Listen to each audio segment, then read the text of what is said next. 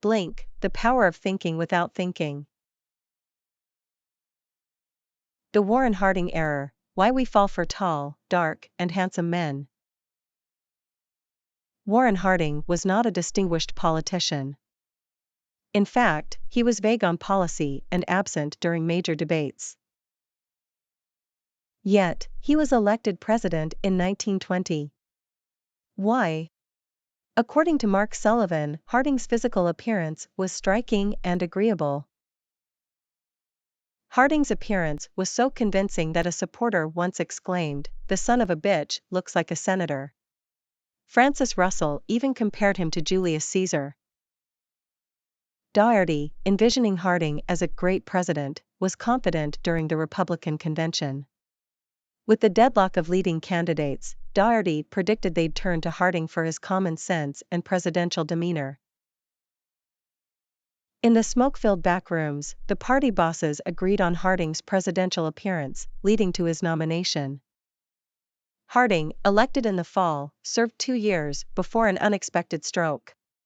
Historically, he's regarded as one of the worst U.S. presidents. The dark side of thin slicing. Thin slicing can be powerful, but it's not foolproof. Our associations with certain physical attributes can trigger prejudices and discrimination. For example, Warren Harding's good looks led many to assume he was intelligent and courageous. But this snap judgment was entirely unwarranted. The Warren Harding error is at the root of prejudice and discrimination. It's why picking the right candidate for a job can be so difficult. We need to acknowledge when rapid cognition leads us astray. It's important to understand the circumstances when thin slicing can go wrong. Blink in black and white. The implicit association test, IAT, measures how quickly we associate ideas that are already linked in our minds. For example, associating names with gender is effortless due to strong prior connections. When combining unrelated categories, like career and gender, it becomes more challenging. The IAT measures responses in milliseconds and reveals implicit associations. The race IAT, examining associations between race and positive/negative words, can be revealing. Results often show pro-white associations, challenging our stated values. The IAT challenges our assumptions about ourselves.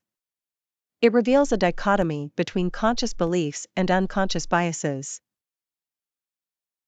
For example, racial biases highlight the influence of pervasive cultural messages on our unconscious attitudes.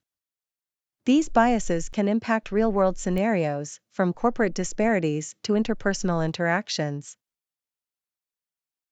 Unconscious biases may not be deliberate prejudices, but they influence decision-making processes. For instance, favoring tall individuals for leadership positions can contribute to corporate disparities. Taking care of the customer. Meet Bob Gollum, the virtuoso sales director at Flemington Nissan. He consistently sells double the average number of cars each month. Gollum's success relies heavily on his ability to thin-slice customers' needs and states of mind upon their entrance to the dealership. He understands the dynamics between spouses or family members and adjusts his approach accordingly. Gollum lives by 3 guiding rules: take care of the customer. Take care of the customer. Take care of the customer. He ensures a follow-up call, demonstrating a commitment to customer care and leaving personal troubles behind during interactions. Gollum's approach to customer care has earned him a loyal customer base and a reputation for excellence. He understands the importance of building relationships and treating customers with respect. Gollum's success is not just due to his thin-slicing prowess. His commitment to customer care, rejection of prejudgments based on appearance, and genuine dedication to treating everyone with respect and attention are key factors. Gollum's approach is based on rejecting the Warren Harding error. He filters out superficial judgments and relies on subtle cues about customers' confidence, knowledge, and trustworthiness. Gollum believes everyone deserves an equal chance to buy a car. He recalls each letter's story, emphasizing instances where customers were taken seriously and treated with respect. Spotting the sucker. A revealing social experiment by Ian Ayres in Chicago showed significant biases based on gender and race. Despite presenting similar profiles, the initial offers from car salesmen were considerably higher for women and minorities. This bias doesn't align with logic. Ayres's black and female car buyers were college-educated professionals, dressed professionally, and demonstrated negotiation skills.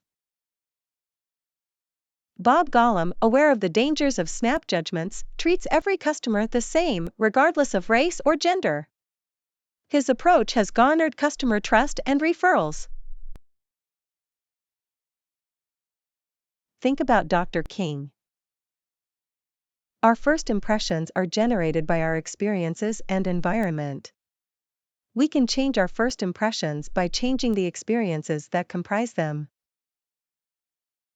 For instance, if we want to treat Black people as equals, we need to change our lives so we are exposed to minorities on a regular basis. This will help us become familiar with their culture and reduce hesitation and discomfort. Taking active steps to manage our first impressions is critical. We can confront the consequences of snap judgments and learn how to better understand them.